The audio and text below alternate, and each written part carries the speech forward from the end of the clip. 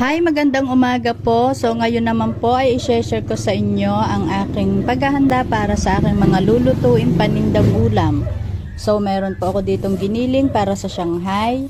Meron po akong manok para sa chicken curry, ang ating pakbet. Meron din po akong munggo.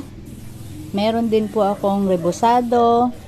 At meron din po akong sinaing o pinangat na tulingan. At para naman po sa dinuguan. So pagka nailuto po lahat yan ay ilalabas ko na po dito sa gilid ng aking bahay. Dito po ako nagtitinda. Ayan po ang ating Shanghai, ang chicken curry at rebusado, ang pakbet, ang masarap na dinuguan, yan, ang ating bestseller na munggo, at ang ating sinaing o pinangat na tulingan.